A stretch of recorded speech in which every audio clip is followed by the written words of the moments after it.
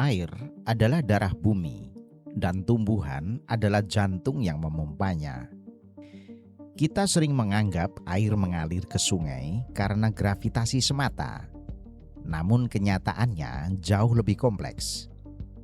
Tanpa vegetasi, air hanya akan menjadi kekuatan penghancur yang menghanyutkan tanah. Bersama tumbuhan, air menjadi sumber kehidupan yang stabil bagi setiap peradaban manusia. Hari ini, di Floralogia, kita akan membedah hubungan yang paling mendasar namun sering dilupakan, yaitu tumbuhan dan sumber air. Ini bukan sekadar tentang menyiram tanaman. Ini tentang bagaimana hutan mengatur iklim global. Bagaimana akar pohon menjadi filter raksasa bagi air minum kita? Dan akankah sistem alami ini mampu bertahan saat manusia mulai mengeksploitasi keduanya hingga batas akhir? Mari kita masuk dalam catatan rahasia tentang kecerdasan alam dalam mengelola air. Arkeologi air, dari hutan purba hingga peradaban sungai. Sejarah manusia adalah sejarah pencarian air. Peradaban besar selalu lahir di dekat sumber air. Namun tahukah Anda bahwa keberadaan air tersebut seringkali dijaga oleh keberadaan hutan di hulu? Di masa purba, nenek moyang kita memahami bahwa di mana ada pohon besar, di situ ada mata air. Hutan dianggap suci bukan tanpa alasan. Ia adalah pelindung cadangan air tanah. Namun, saat populasi manusia meledak, kita mulai melakukan kesalahan fatal. Kita menebang hutan untuk lahan pertanian dan pemukiman, tanpa menyadari bahwa kita sedang menghancurkan bendungan alami kita sendiri. Sejarah mencatat banyak peradaban runtuh bukan karena musuh dari luar, melainkan karena menghancurkan vegetasi yang menjaga pasokan air tawar mereka. Di era industri, kita mulai menggantikan akar pohon dengan beton. Kita membangun bendungan raksasa, namun kita lupa bahwa tanpa hutan di hulu, bendungan itu hanya akan penuh dengan lumpur dalam hitungan dekade. Kita telah beralih dari kearifan botani menuju arogansi teknik.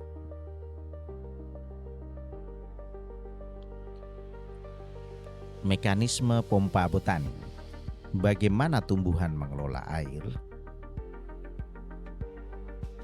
Mari kita bicara tentang sains secara lugas. Pohon adalah pompa air alami yang paling efisien di bumi. Melalui proses transpirasi, sebuah pohon besar dapat melepaskan ratusan liter air ke atmosfer setiap harinya dalam bentuk uap. Uap air ini kemudian membentuk awan dan turun kembali menjadi hujan. Di Amazon, para ilmuwan menyebutnya sungai terbang. Tanpa hutan, pola hujan global akan kacau. Di bawah tanah, fungsi tumbuhan jauh lebih krusial. Akar tumbuhan menciptakan pori-pori di dalam tanah yang memungkinkan air hujan meresap ke dalam akifer atau cadangan air tanah, dan bukannya mengalir begitu saja di permukaan sebagai banjir. Selain itu, tumbuhan bertindak sebagai filter biologis. Akar dan mikroba di sekitarnya mampu menyerap logam berat dan polutan, memastikan air yang masuk ke mata air kita tetap murni. Kita sering mengandalkan teknologi pemurnian air yang mahal. Padahal alam telah memberikan secara cuma-cuma melalui sistem perakaran yang sehat. Inilah kecerdasan botani yang sering kita abaikan demi pembangunan instan.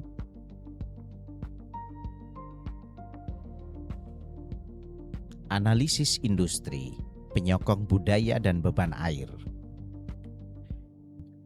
Secara ekonomi, air adalah komoditas triliunan dolar. Industri air minum kemasan dan minuman ringan sangat bergantung pada kelestarian mata air yang dijaga oleh hutan lindung. Namun ada paradoks besar di sini. Industri besar menyedot air dari akar-akar tumbuhan secara masif, seringkali menyebabkan sumur-sumur warga di sekitarnya kering. Secara budaya, air dan tumbuhan adalah penyumbang filosofi hidup. Di Indonesia, kita mengenali istilah pangkuan ibu pertiwi, sebuah penghormatan pada tanah dan air. Namun, dalam praktek industri modern, air seringkali dianggap sebagai sumber daya tanpa batas. Kita menggunakannya untuk pertambangan, pabrik tekstil, dan pendingin mesin industri tanpa memikirkan bagaimana cara mengembalikannya ke dalam siklus alami. Kita sedang mengeksploitasi sistem hidrologi yang menjadi penyokong utamanya, yaitu hutan. Hutan yang terus kita kurangi luasnya setiap tahun.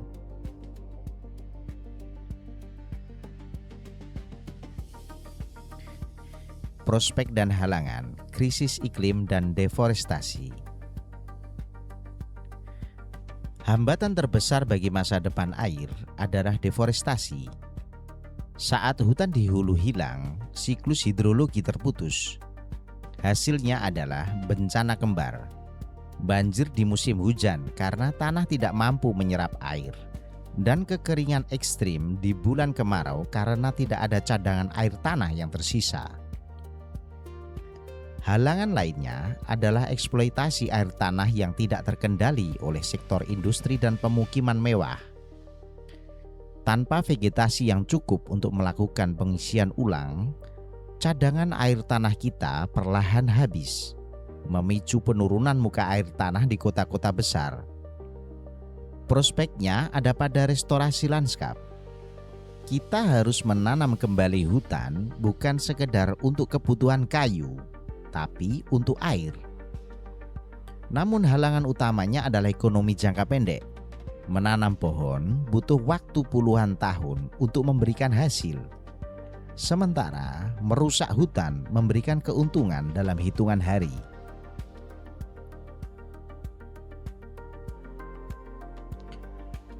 Masa depan, infrastruktur hijau dan teknologi hidroponik.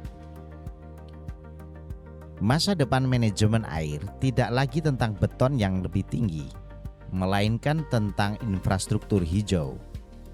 Kota-kota di masa depan harus dirancang seperti hutan, dipenuhi taman vertikal dan lahan serapan yang mampu mengelola air secara alami.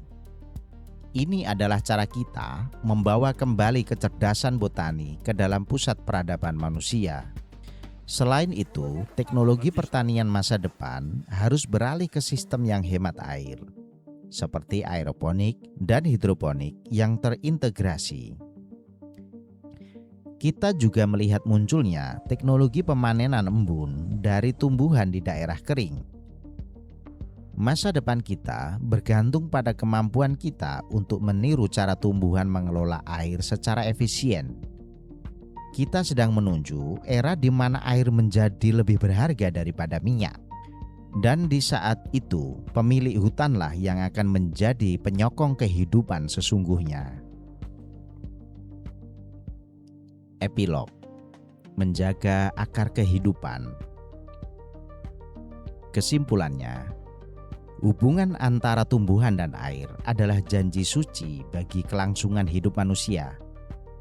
Tumbuhan memberikan airnya untuk kita, dan sebagai imbalannya kita harus menjaga tanahnya.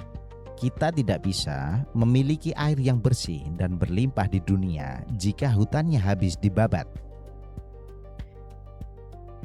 Kita harus berhenti melihat pohon hanya sebagai objek visual.